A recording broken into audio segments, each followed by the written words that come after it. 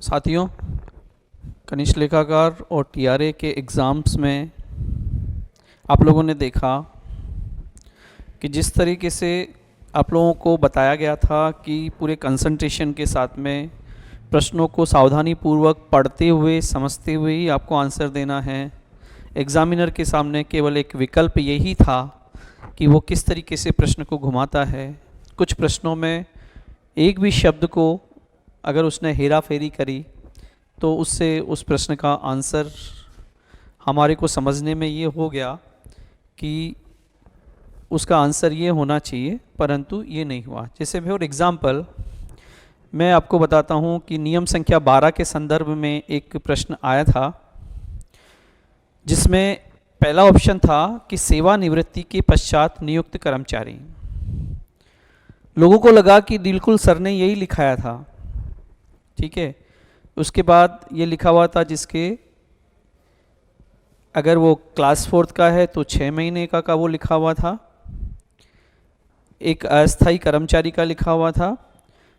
तो सब लोगों ने वहाँ पर क्या किया कि ऑप्शन नंबर 1 और 2 सेलेक्ट कर लिया, मतलब सेवानिवृत्ति के पश्चात नियुक्त कर्मचारी को उस ऑप्शन में कंसीडर कर दिया। लेकिन उसमें 3 ऑप्शन ऐसे थे, मतलब इस सेवानिवृत्ति के अलावा 2 ऑप्शन और थे जो आप लोगों को लग रहा होगा कि ये सही है, परंतु जब आप लोगों ने देखा तो सेवानिवृत्ति वाले को तुरंत आप लोगों ने टिक कर दिया। कई लोगों ने सावधानीपूर्वक पढ़ा तो उन्होंने समझदारी से काम लिया। तो देखिए एग्जामिनर ने उसमें क्या किया, सेवानिवृत्ति के पश्चात। एक्चुअल में जो अगर आप नियम 12 देखेंगे तो वहाँ लिखा हुआ है तुरंत पश्चात, उसने तुरंत शब्द को वहाँ से हटा दिया।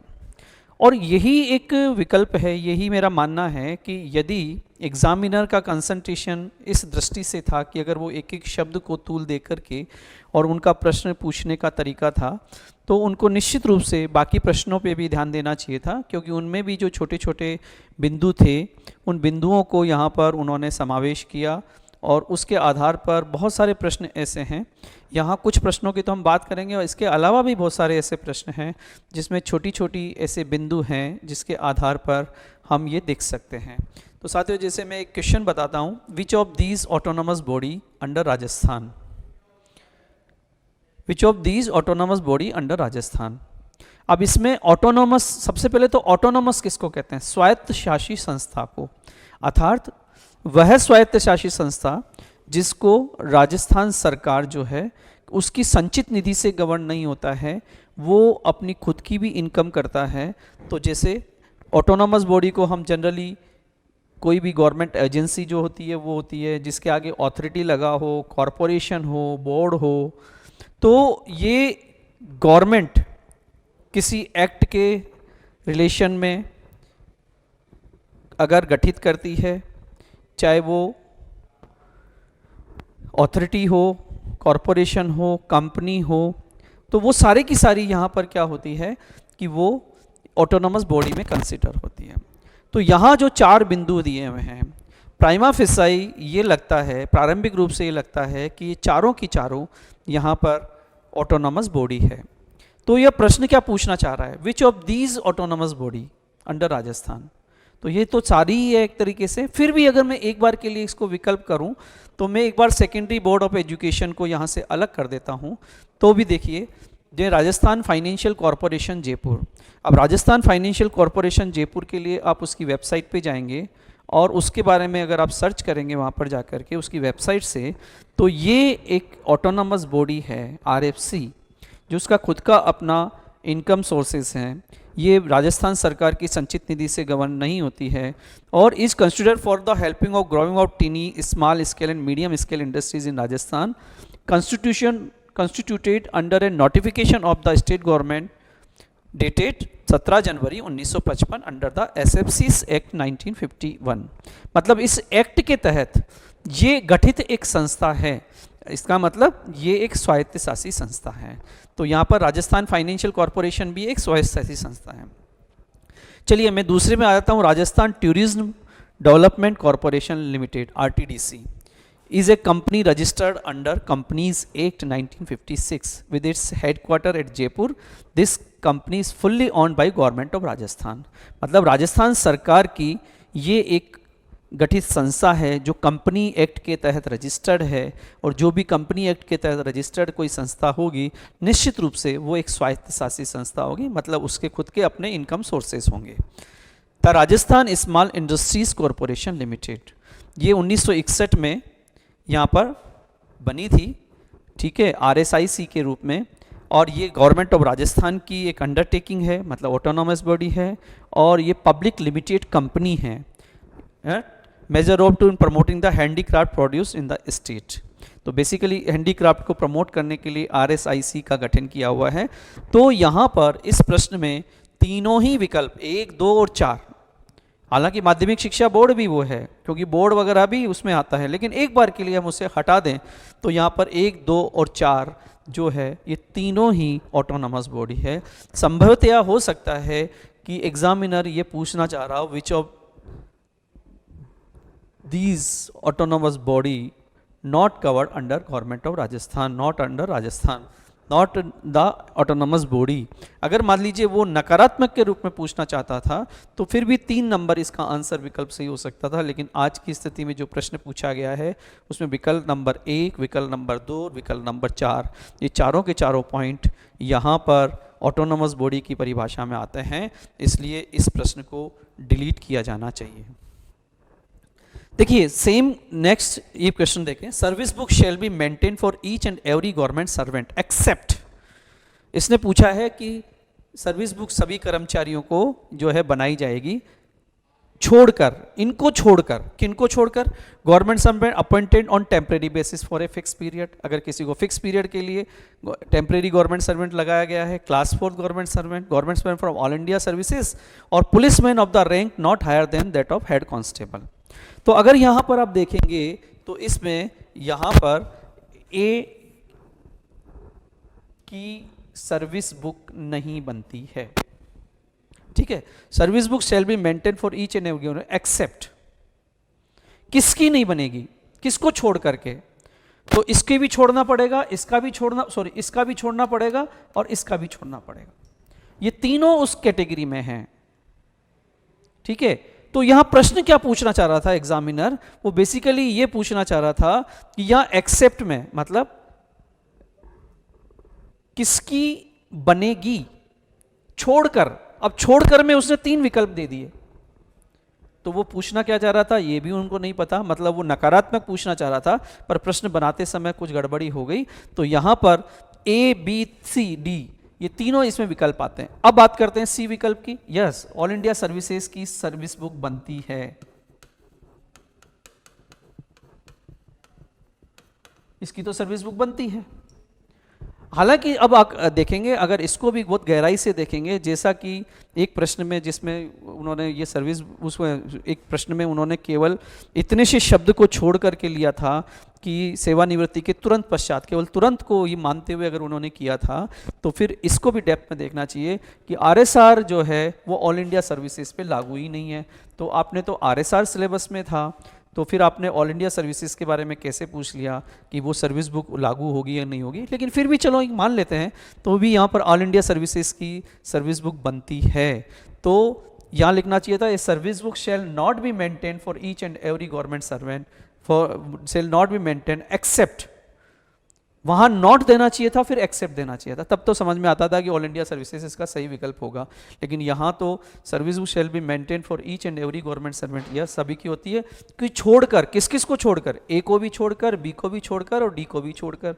तो यहाँ पर ए, बी, डी 3 विकल्प हो गए, तो तीनों विकल्प, इसके लिए मैंने आपको यहाँ पर ये दिया है कि नियम संख्या 160 और 164 में इस बारे में मेंशन है कि service book in such form as may be prescribe by the government shall be maintain for every government servant from the date of his first appointment to government except in the following cases, मतलब इनकी नहीं बनेगी, ठीक है। तो यहाँ पर अब अगर इसमें से एक विकल्प आता तो वो सही होता, लेकिन उसने तीनों विकल्प दे दिए। तो यहाँ पर क्या, गवर्नमेंट सर्वेंट वो are appointed purely on temporary basis for short period और फिक्स पीरियड, और वो are not eligible for permanent employment, policeman of the rank not higher than the head constable class 4 servant। इसको आगे देखेंगे, नियम 164 में लिखा हुआ है एक सर्विस रोल, क्योंकि इनकी बनती है service roll, as described in sub rule 1 shall be maintained for every other class of permanent, temporary or officiating non-gazetted government servant for whom no service book is required to be maintained under these rule. तो यहाँ पर examiner basically negative sense में पूछना चाह रहा था, लेकिन वो प्रश्न को उस तरीके से नहीं घुमा पाया। तो इस स्थिति में ये प्रश्न के विकल्प यहाँ पर 3 हैं, ए, सी और ए, बी और डी, और एस लिए ये प्रश्न भी डिलीट होना निश्चित है। Which of the following statement is not true? कौन सा स्टेटमेंट सही नहीं है? No government servant may be transfer to foreign service against his will. किसी भी गवर्नमेंट सर्वेंट का यहाँ पर उसकी इच्छा के विरुद्ध स्थानांतरण नहीं किया जाएगा। अब इसमें देखिए, a government servant may be transfer to foreign service while on leave. अवकाश के दौरान उसका ट्रांसफर नहीं किया जाएगा, में भी ट्रांसफर किया जा सकता है। ठीक है, the transfer of temporary government servant to foreign service is permissible. Temporary government servant का भी यहाँ पर परमिसिबल है। और डी ऑप्शन क्या है? The government servant may be transfer to foreign service may get promotion in foreign services department. अब देखिए इसने क्या किया कि फॉरेन सर्विस डिपार्टमेंट में प्रमोशन ले सकता है, इसको नॉट ट्रू माना है। लेकिन अगर आप ये देखेंगे, मतलब सबऑर्डिनेट बोर्ड ने यहाँ पर डी ऑप्शन को करेक्ट माना है, जबकि ये करेक्ट ऑप्शन नहीं है। क्योंकि हम पढ़ेंगे इसके बारे में, सबसे पहले तो हम ये पढ़ेंगे कि फॉरेन सर्विस कहते किसको हैं। फॉरेन सर्विस के लिए नियम 7.10 में एक परिभाषा दी हुई है कि राज्य की संचित निधि को छोड़ करके यदि आप संचित निधि के अदर सोर्स से अगर वेतन कोई कर्मचारी प्राप्त करता है, राजस्थान सरकार का कर्मचारी, तो उसे हम ये मानते हैं कि वो फॉरेन सर्विस में है। इट मीन्स राजस्थान सरकार जिसको हम सरकार बोलते हैं, अगर वो किसी लोकल बॉडी में भी ट्रांसफर हो जाता है, नगर निगम, नगर पालिका, पंचायत समिति, जिला परिषद, क्योंकि पंचायत समिति जिला परिषद को 73 संविधान संशोधन विधेयक में भी लोकल बॉडी माना गया है। ऑल कंपनीज जो गवर्नमेंट ऑन कंपनीज है, कॉरपोरेशन है, परिषद है, सोसाइटी है, ऑथोरिटी है, एब्सेक्ट्रा इस नाम से जो होते हैं, तो उनमें या अदर स्टेट गवर्नमेंट में या गवर्नमेंट ऑफ इंडिया में भी अगर वो चला जाता है तो राजस्थान सरकार की संचित निधि से वेतन नहीं लेता है, और इस स्थिति में यहाँ पर वो फॉरेन सर्विस में माना जाता है। अब देखिए, उन्होंने अपन ऑप्शन ए की बात करते हैं। ऑप्शन ए में क्या लिखा है? A no government servant may be transfer to foreign service against his will. Yes, उसकी इच्छा के विरुद्ध नहीं किया जाएगा। लेकिन ये पूरा स्टेटमेंट नहीं है, क्योंकि उसने यहाँ पर ये नहीं बताया है। जब उसके पूछने की ग्रेविटी ऐसी है कि वो तुरंत वर्ड को भी वो यहाँ कंसिडर कर रहा है, तो उसे अपनी बात को पूरा करना चाहिए था। तो यहाँ पर no government servant may be transfer to foreign service against his will, लेकिन यहाँ लिखा हुआ है 141 को जब हम देखेंगे तो देखेंगे no government servant may be transfer to foreign service against his will provided that this rule shall not apply to the transfer of a government servant to the service of a body incorporate or not which is wholly or substantially owned or controlled by the government or to the transfer of a government servant to service paid from a panchayat samiti, zila परिषद। मतलब सरकार के नियंत्रित संस्थाओं में यदि वो जाता है तो वहां पर ये विल वाली बात कंसीडर नहीं होगी। तो उसने ये बात तो लिखी नहीं, उसने तो केवल ये लिखा कि बिना उसके नहीं भेजा जाएगा। इसका मतलब तो ये हो गया कि उसको कहीं नहीं भेजा जा सकता, स्टेट की ओन कंपनीज में, स्टेट के ओन कॉरपोरेशन में भी नहीं भेजा जा सकता। उसका मतलब तो ये हो गया। तो ये जब तक पूरा स्टेटमेंट नहीं आता तब तक हम इसको ट्रू स्टेटमेंट नहीं मान सकते, क्योंकि उसने तो सभी के मामले में यहाँ पर ये कर दिया कि बिना विल के नहीं जा सकता है। In option A it is not specifically mention about that the statement for only those organisation who are not covered wholly or substantially owned or controlled by the government or to the transfer of a government servant to service paid from panchayat samiti, zila parishad. ठीक है, in option D, अब D में क्या कह रहा है? An employ may get promotion while foreign service in this reference है कि मैं kindly refer clarification given in rule 144A, जो 1 फरवरी 1986 का जो क्लेरिफिकेशन है, उसमें एक जगह एक क्लेरिफिकेशन दिया हुआ है, और उस क्लेरिफिकेशन में ये क्लियर लगता है कि फॉरेन सर्विस में एक व्यक्ति का प्रमोशन हो सकता है। ये क्या लिखा हुआ है? The maximum ceiling of 4-year deputation would be for at the time for 1 or more than 1 organisation, no deputation allowance beyond this period would be admissible in any case. कोई बात नहीं, इसका कम कोई संबंध नहीं है। लेकिन अगला पॉइंट क्या है? Continued deputation even on promotion in parent cadre will be considered as part of the total maximum period of 5 years on deputation at a time। मतलब भले ही उसके पेरेंट कैडर में प्रमोशन हो गया हो, फिर भी वो वहाँ पर वो कंटिन्यू रहेगा। इसी में अगर हम आगे नियम देखेंगे तो ऑफिशिएटिंग लिखा हुआ है, और ये बिल्कुल क्लियर नियम है। इस बारे में राजस्थान सरकार के बहुत सारे ऐसे आदेश और क्लेरिफिकेशन निकले हुए हैं जिसमें ये बताया गया है कि यहाँ पर अगर फॉरेन एम्प्लॉयर के यहाँ दौरान, फॉरेन सर्विस के दौरान यदि किसी का प्रमोशन होता है तो फॉरेन एम्प्लॉयर उस व्यक्ति को प्रमोटेड पोस्ट पर वेतन और भत्ते देगा, जो भी ऑफिशिएटिंग अरेंजमेंट है उसके आधार पे देगा। यदि उसे रखना है तो प्रमोटेड पोस्ट पर उसके वेतन भत्ते देगा। तो यहाँ पर correct option is to be considered A instead of D. तो यहाँ पर ए आना चाहिए, क्योंकि ए वाले वाक्य ने पूरा स्टेटमेंट कवर नहीं किया, इसलिए यहाँ पर डी की जगह, क्योंकि प्रमोशन तो हो सकता है, हाँ विल वाली बात में जब तक पूरा स्टेटमेंट नहीं आए तब तक इसको अपने को ये करेक्ट करना चाहिए। वो is eligible for study leave, बड़े जोरदार बात है यहाँ पर। वो इज़, प्रश्न पूछना चाहता था वो is not eligible for study leave, पूछ लिया उसने वो is eligible for study leave, अध्ययन अवकाश के लिए कौन अधिकृत है। अब आप यहाँ देखोगे, ए गवर्नमेंट सर्वेंट वो हैज कंप्लीटेड 20 ईयर्स सर्विस, चलो उसने पूछ लिया, हम ये मान लेते हैं कि उसने 20 साल जिसकी सेवा पूर्ण हो चुकी हो। अब यहाँ भी बड़ी जोरदार बात है, यहाँ ये बात है कि ये जो रूल है 20 साल वाला वो 19 जनवरी 2022 को अमेंड हो गया था, और वहाँ पर 20 साल की कंडीशंस को हटा दिया गया था। उसकी जगह जो नई कंडीशन थी, वो नई कंडीशन ये थी कि 52 साल की एज या लौटने के बाद कम से कम 5 साल की नौकरी बची हो। तो मैंने यहाँ पर एक लिंक शेयर किया है, आप इस लिंक के आधार पर इसको क्लिक करेंगे तो वो आपको फाइनेंस डिपार्टमेंट का 19 जनवरी 2022 का नोटिफिकेशन है, जिसके आधार पर आप ये देख सकते हो कि 20 साल वाली कंडीशंस को डिलीट करके नया रूल सब्स्टिट्यूट कर दिया गया है। तो यहाँ पर who is eligible for study leave, तो यहाँ 20 साल से कोई लेना देना नहीं है, जबकि बोर्ड ने इसका आंसर ए माना है।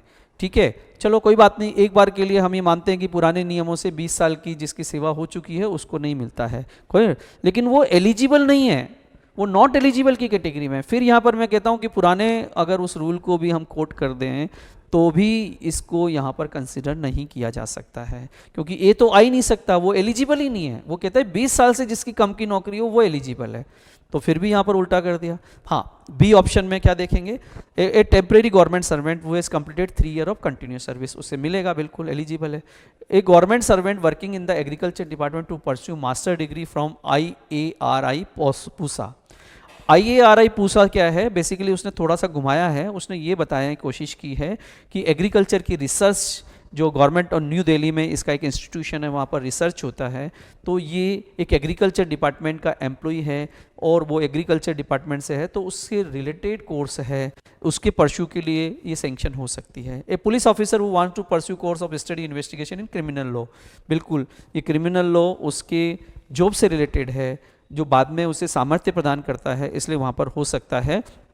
पर यहाँ पर जो प्रश्न पूछा है वो is eligible for study leave, तो ए तो कदापि नहीं हो सकता, ठीक है ना, नॉट एलिजिबल में वो हो सकता था, और बाकी 3 एलिजिबल हैं, हम ये मानते हैं। ठीक है, तो ये 3 ऑप्शन आ रहे हैं, B C D is the correct answer. तो यहाँ पर एक आंसर नहीं है, 3 विकल्प है, इसलिए ये प्रश्न भी डिलीट होना निश्चित है। अच्छा, फिर दूसरी बात, 20 साल वाली कंडीशन को 19/1/22 से सब्स्टिट्यूट कर दिया गया है, जहाँ 20 साल की कोई कंडीशन यहाँ पर नहीं है। तो even according to the old rule it is mention that it will ordinarily be not granted to a government servant who has completed 20 years of service और मोर, जिसको 20 साल या उससे ज़्यादा की सर्विस हो गई उसे सैंक्शन नहीं हो सकता। Whereas at present this rule is not even effective in reality, whether 20 years of service is there or not is not the basis for granting of study leave.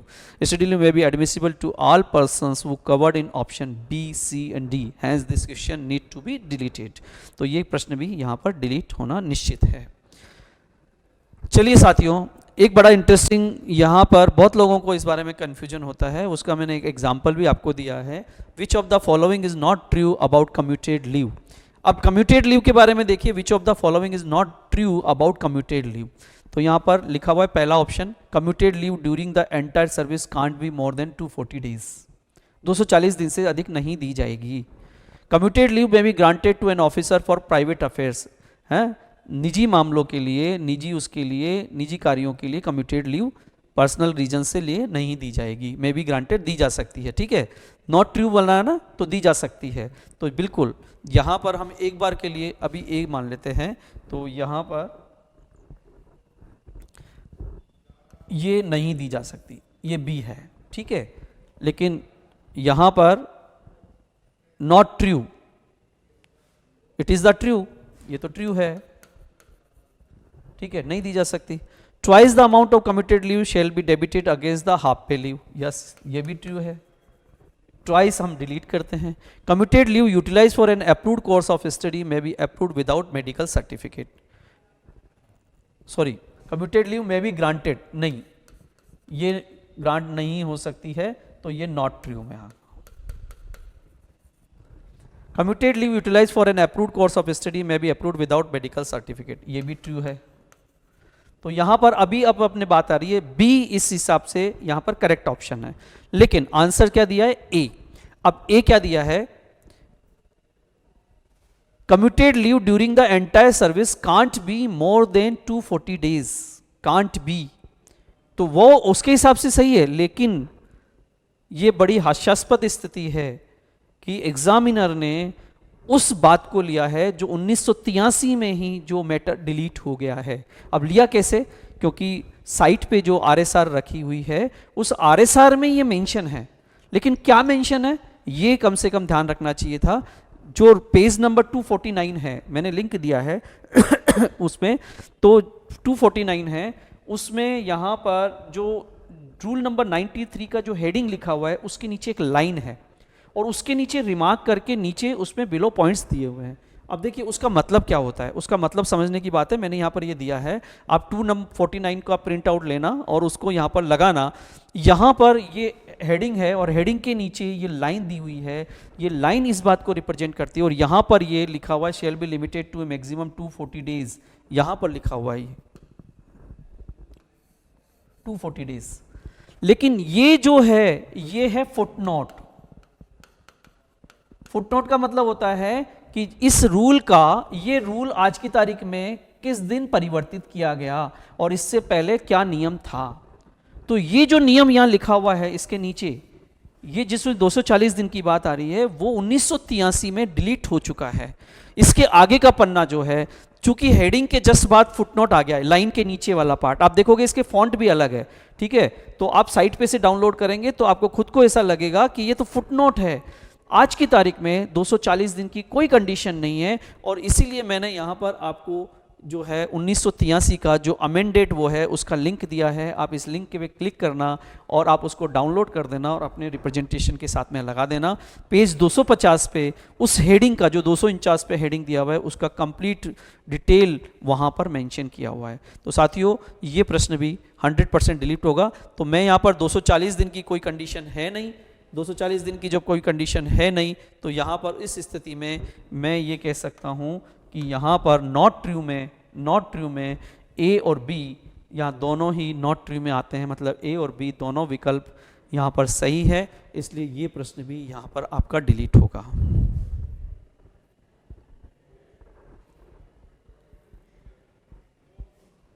Rule 144A shall not apply to, 144A निम्न पर लागू नहीं है। यहां भी examiner ने थोड़ी सी मतलब जो है प्रश्न को किस तरीके से पूछा, किस संदर्भ में पूछा, नहीं समझ में आया। बेसिकली अगर आप 144A देखेंगे, 144A का मैं पहले आपको बता दूं कि जो साइट पे है वो देखेंगे, conditions of deputation on foreign service, विदेशिक सेवा में जाने की शर्तें निर्धारित करना, प्रतिनियुक्ति की शर्तें। इसमें लिखा है the terms and condition of the state government servant transfer on deputation foreign service, चाहे वो सेंट्रल गवर्नमेंट में जाए, अदर स्टेट गवर्नमेंट में जाए, पब्लिक अंडरटेकिंग में जाए, ऑटोनोमस बॉडीज में जाए, वेदर इनकॉर्पोरेटेड और not, and other bodies wholly और substantially controlled by the government etcetera shall be regulated in accordance with the order issued by the government from time to time. तो ये 144A के संदर्भ में अलग अलग जो आदेश निकले हुए हैं, जिसमें गवर्नमेंट ऑफ इंडिया पे जाने की कंडीशंस अलग है। तो जो भी आदेश निकले हैं वो 144 में इनबिल्ट हो जाते हैं। तो अगर अपन देखें 144A तो वो सब पे लागू है, पंचायत समिति में जाने पे भी लागू है, वो म्यूनिसिपल काउंसिल में भी जाने पे लागू है, वो सेंट्रल ब्यूरो ऑफ इन्वेस्टिगेशन जो केंद्र सरकार का संस्था है उसमें जाने पे भी लागू है, वो कोऑपरेटिव सोसाइटी में जाने पे भी लागू है। तो लागू तो सब पे है।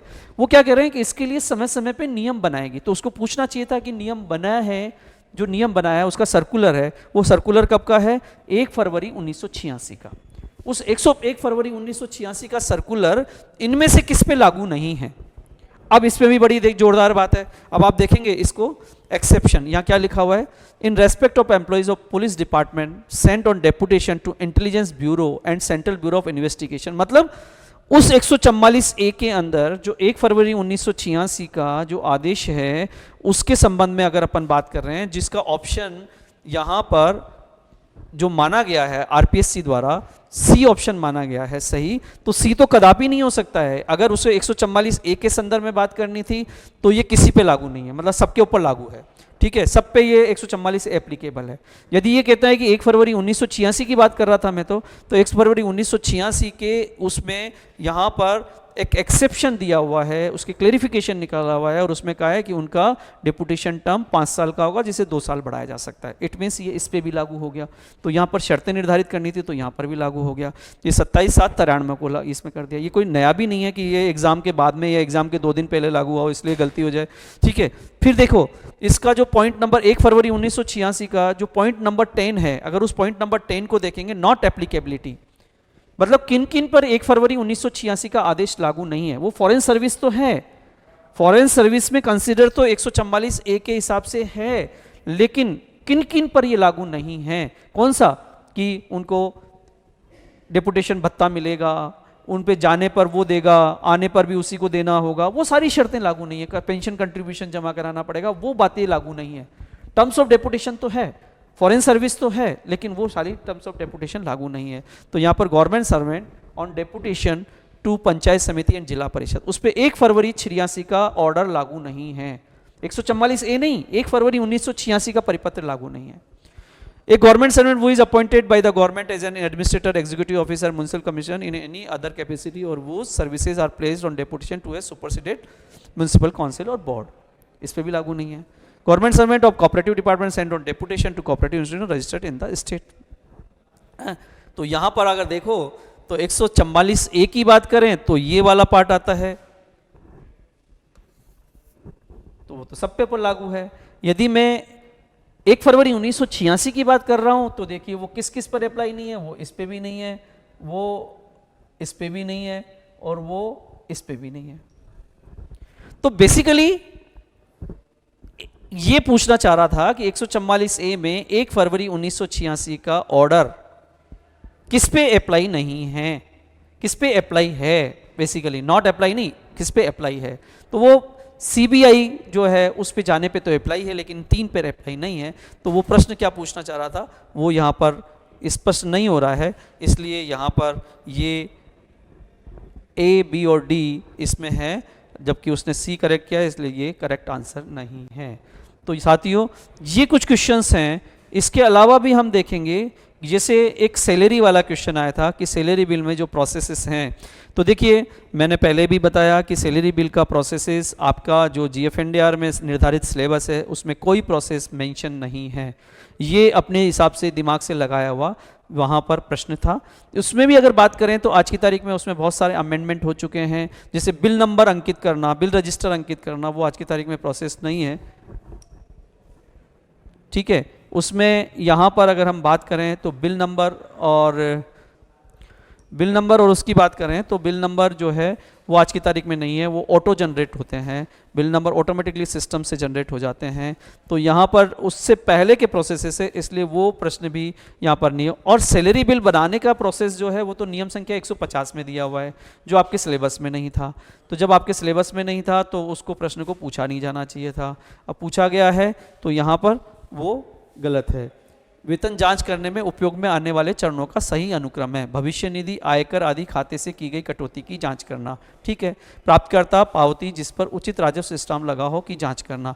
अब देखिए यहाँ पर आज की तारीख में सभी भुगतान ऑनलाइन पेमेंट होता है और इसलिए वहाँ पर स्टाम्प लगा हो इसकी आवश्यकता ही नहीं है। वो एज पर स्टाम्प एक्ट उसको हटा दिया गया। आरित चेकों का वेतन रजिस्टर के साथ मिलान करना, आरित चेकों का वेतन रजिस्टर के साथ में मिलान करना, तो यहाँ पर उसके मिलान करने के बारे में कोई मेंशन नहीं है, उसे हम एनकेशमेंट रजिस्टर में मेंशन करते हैं। वेतन रजिस्टर के परिव्ययों एवं प्रति परिव्ययों की जांच तथा रोकड़ बही से संगत राशि का मिलान किया जाना। ठीक है, वेतन रजिस्टर के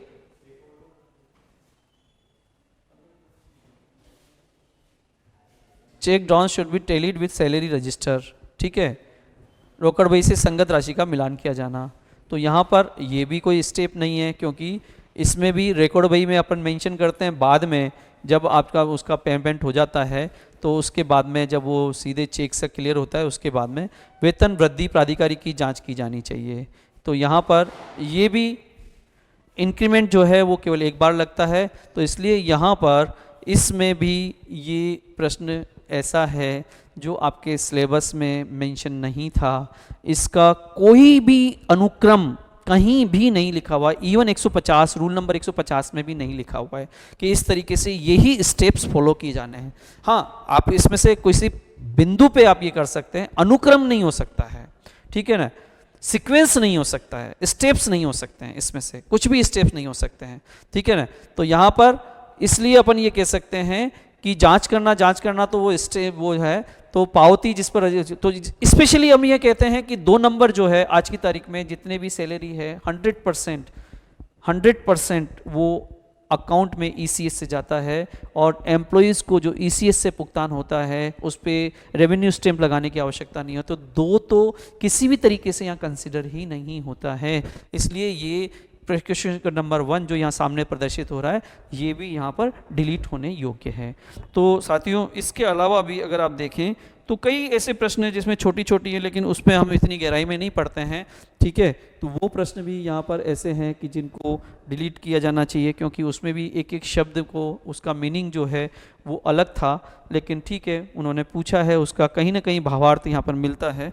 तो ये मुख्य रूप से ये प्रश्न है जिसके आधार पर आप अपना यहाँ पर आरपीएससी को अपने संबंध में रिप्रेजेंटेशन दे सकते हो। तो साथियों, निश्चित रूप से आपको जो पढ़ाया था उसके आधार पर जिस तरीके से एकाग्रता के साथ में पढ़ कर के समझ कर के आपको विकल्प चयन करना था, ये पेपर उसी पैटर्न पे है, उसी तरीके से है, बहुत अच्छे तरीके से पेपर बनाया है। बस कुछ गलतियाँ यहाँ पर जो स्पेशली आरएसआर में, क्योंकि आरएसआर जो साइट पर है वो 2007 की अपडेटेड है, उसके बाद अपडेट नहीं की गई है। तो उन्होंने क्या किया कि जो साइट पे है उसी को आधार मानते हुए यहाँ कर दिया, उसके बाद के अमेंडमेंट को उन्होंने कंसिडर नहीं किया है, ठीक है। तो ये ठीक है, लेकिन फिर भी उन्होंने प्रश्न बनाते समय बहुत ही तार्किक आधार पे प्रश्न बनाए हैं जिसको अप्रिशिएट किया जाना चाहिए। लेकिन इन कुछ प्रश्नों के लिए आप अपनी आपत्ति दर्ज करा सकते हैं, क्योंकि निश्चित रूप से इसमें विकल्प या तो चेंज होगा या प्रश्न डिलीट होंगे। धन्यवाद। नमस्कार स्टूडेंट्स, देखिए आपके जो सबऑर्डिनेट बोर्ड ने जो आंसर की निकाली है जूनियर अकाउंटेंट की, उसमें एक ये क्वेश्चन थोड़ा डाउटफुल है, डिबेटेबल भी है। Who is known as the architect of Indian planning? Indian planning का आर्किटेक्ट कौन है? मैंने आपको बताया था इसमें जवाहरलाल नेहरू आंसर होना चाहिए, लेकिन सबऑर्डिनेट बोर्ड ने प्रशांत चंद्र महालनोबिस जी को इसका आंसर माना है। तो देखिए समस्या क्या है इस क्वेश्चन के साथ, कि अगर जवाहरलाल नेहरू ऑप्शन में नहीं होता तो आपका आंसर पीसी महालनोबिस सही होता, लेकिन जवाहरलाल नेहरू ऑप्शन में है, इसलिए आंसर जवाहरलाल नेहरू होना चाहिए। इसका आप प्रूफ ले सकते हैं। आप देखिए दत्त सुंदरम की पुस्तक चलती है इंडियन इकोनॉमी की, पूरे इंडिया में लगभग सभी यूनिवर्सिटीज़ के अंदर इंडियन इकोनॉमी की कोई ऑथेंटिक बुक चलती है तो वो दत्त सुंदरम की चलती है। आपको ऐप पे, इसका अभी मोबाइल पे आपको दिख नहीं रहा होगा, ऐप पे आपको ये प्रूफ अवेलेबल करा दिया जाएगा। मेरे पास दत्त सुंदरम का 72वां एडिशन है, 72वां एडिशन है, और इस 72वें एडिशन के पेज नंबर आप चलेंगे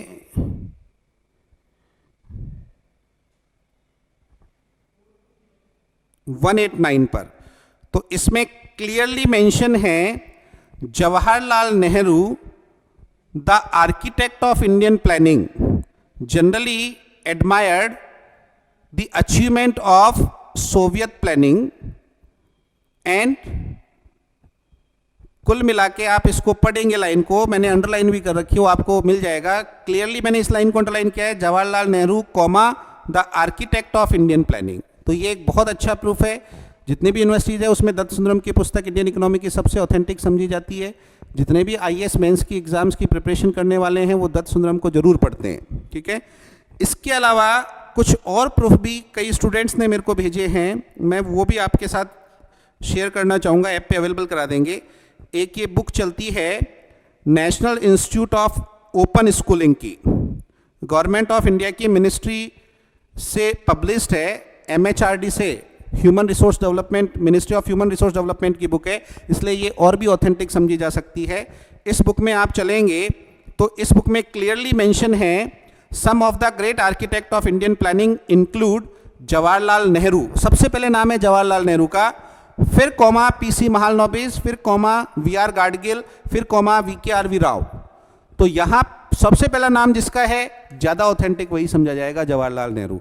ऐसा नहीं है कि महालनोबिस आर्किटेक्ट नहीं है, अगर जवाहरलाल नेहरू ऑप्शन में नहीं होता तो महालनोबिस सही माना जाता, लेकिन यहां जवाहरलाल नेहरू आंसर सही होना चाहिए।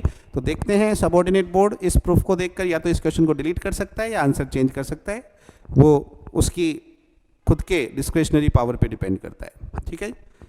चलिए, thank you. Hello students, Radhe Radhe.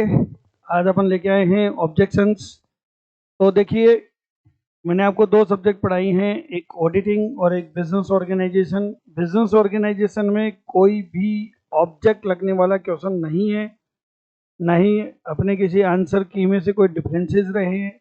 Audit में इन्होंने काफ़ी गलतियां करी हैं। ऑडिट में दो तरह के क्वेश्चन हैं, एक जो है जो इनसे डायरेक्ट गलती हुई है, एक जो है वो है कि सही क्रम कौन से हैं।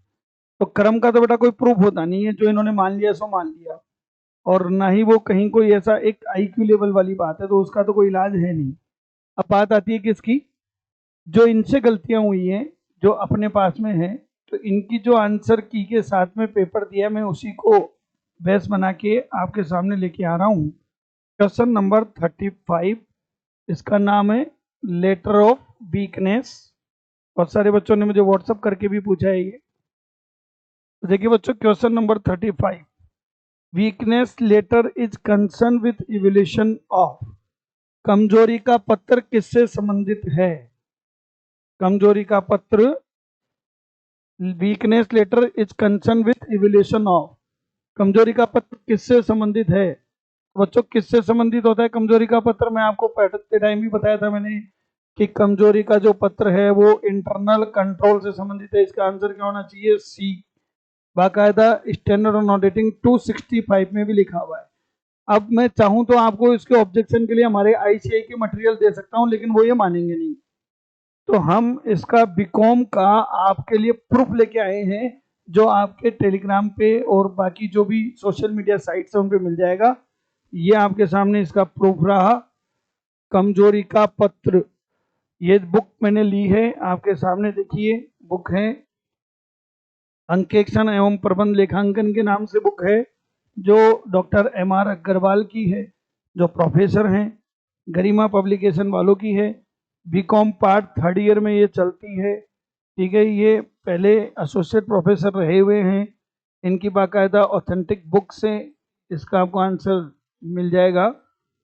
और ये देखिए पेज नंबर 4.5 पर ये टॉपिक आपके सामने है, कमजोरियों का संप्रेषण। साफ साफ लिखा हुआ है कि अंकेक्षक को आंतरिक नियंत्रण तंत्र, आंतरिक नियंत्रण प्रणाली की कमजोरी की सूचना प्रबंध को देनी चाहिए। किसकी सूचना देनी चाहिए? इंटरनल कंट्रोल सिस्टम की। और ये क्या कहलाता है? कमजोरी का पत्र। तो बच्चों, बाकायदा आंतरिक नियंत्रण तंत्र ही इसका आंसर है, पर इन्होंने गलती से इंटरनल ऑडिट मान लिया है। ये अधीनस्थ बोर्ड की तरफ से गलती हुई है, तो ये बाकायदा इसमें ऑब्जेक्शन लगेगा और राइट आंसर इसका सी ही रहने वाला है। नेक्स्ट बच्चों मेरा एक क्वेश्चन और है जो ऑब्जेक्टेबल है, जिस पे ऑब्जेक्शन लगाया जा सकता है, लेकिन डिपार्टमेंट इसको मानेगा कि नहीं मानेगा इस पे हम श्योर नहीं है। क्यों नहीं है उसका कारण बताता हूं मैं कि इन्होंने एक गलती करी है क्वेश्चन फ्रेमिंग में। लैपिंग का अर्थ क्या है आपको ध्यान हो तो बच्चों, मैंने टीमिंग एंड लीडिंग पढ़ाया था और लैपिंग बताया था। टीमिंग, लीडिंग, लैपिंग एक ही बात है, जिसमें एक ग्राहक से प्राप्त राशि का गबन कर लिया जाता है, दूसरे ग्राहक से प्राप्त राशि को पहले ग्राहक के खाते में जमा कर दिया जाता है। अब अधीनस्थ बोर्ड ने आंसर माना है बी। ये कह रहे हैं साहब ऐसा मिस अप्रोप्रिएशन जिसमें रोकड़िया निजी प्रयोग में काम में ले लेता है, और इसी में और भी क्वेश्चन था उसमें भी इन्होंने ऑप्शन में यही लिया है। तो मतलब इनकी नजर में तो ये हो गया कि अगर रोकड़िया केस को निजी काम में लेता है तो वो तो नगद का गबन हुआ ना भैया। फिर पर्टिकुलर लेपिंग का मतलब क्या है? लेपिंग का मतलब डेटर से पैसा आना चाहिए और उसका दुरुपयोग हो, लेकिन इसमें क्या किया इन्होंने, उपकरण लिख दिया और पता लगाना ये गलत लिख दिया। तो इस बेस पे ये हो सकता है कि हमारी बात को ना भी माने, पर मैं आपको इसका एविडेंस दे रहा हूं। मानना नहीं मानना उनकी इच्छा है, कोर्ट में भी जा सकते हो आप इस बेस पे। ये आपके सामने इस क्वेश्चन का एविडेंस ये रहा। ये जो बुक है बच्चों, ये जैन खंडेलवाल पारिक के नाम से फेमस बुक है, ऑडिट और मैनेजमेंट अकाउंटिंग की, वही बीकॉम पार्ट 3 वाले बच्चों के काम में आती है। और ये पेज नंबर 1.23 पे आप देख सकते हो कि किसी भी ग्राहक से प्राप्त धनराशि को गायब कर देना। तो यहाँ ग्राहक शब्द आना बहुत जरूरी है।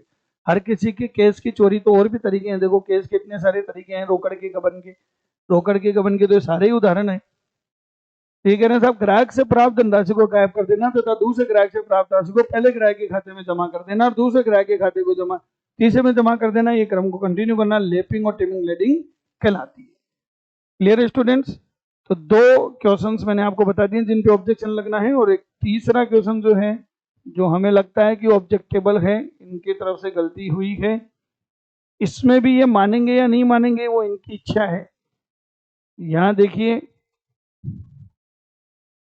इस क्वेश्चन की फ्रेमिंग में थोड़ा सा ये मात खा गए हैं। क्वेश्चन नंबर 146 ये आपके सामने है। इंग्लिश में पढ़ता हूं पहले बच्चों में।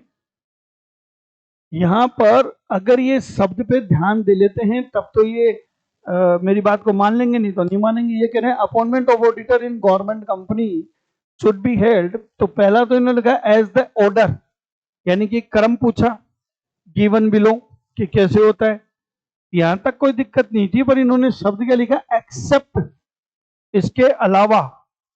अब ये इंटरप्रिटेशन की बात है साहब कि वो क्या इंटरप्रिटेशन कर रहे हैं। अधीनस्थ बोर्ड ने इसको 1 और 4 माना है, वो तो ये मान ली कि भाई पहले ऑडिटर आएगा फिर ये आएगा, तो फिर एक्सेप्ट का मीनिंग क्या हुआ? तो नॉर्मल रूल है। एक्सेप्ट का मतलब कि अगर ये नहीं हो तो ये हो, ये मेरा इंटरप्रिटेशन है। और मेरे हिसाब से अगर फर्स्ट ऑडिटर 7 दिन में अपॉइंट नहीं होता है तो बोर्ड ऑफ डायरेक्टर अपॉइंट करेंगे, अगर वो भी नहीं कर पाता है तो आपका जनरल मीटिंग में मेंबर करेंगे, यानी कि पहला सीक्वेंस 1 2 3 फिर 4, ये सीक्वेंस चलना चाहिए।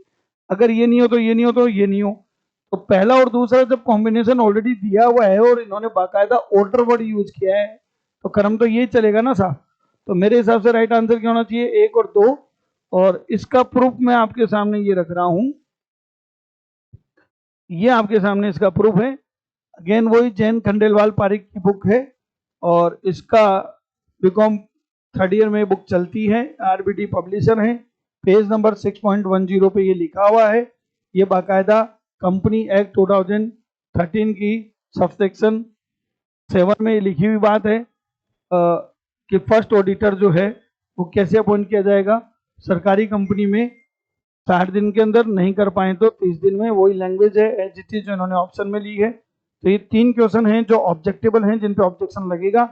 बाकी के जो क्वेश्चन के आंसर की हमारे से अगर थोड़ी सी डिफरेंट हुई है, ऑडिट में पर्टिकुलर बीओ में तो कुछ भी डिफरेंस नहीं है, तो वो हैं उनके ऑर्डर वाले, क्रम वाले, और क्रम का तो कोई अपने पास में एविडेंस हो भी नहीं सकता, वो तो सिर्फ एक इंटरप्रिटेशन की बात है। तो चलिए बच्चों, ये आप जो ऑब्जेक्शन फाइल करना चाहें ये एविडेंस के साथ आप फाइल कर सकते हैं। Thank you.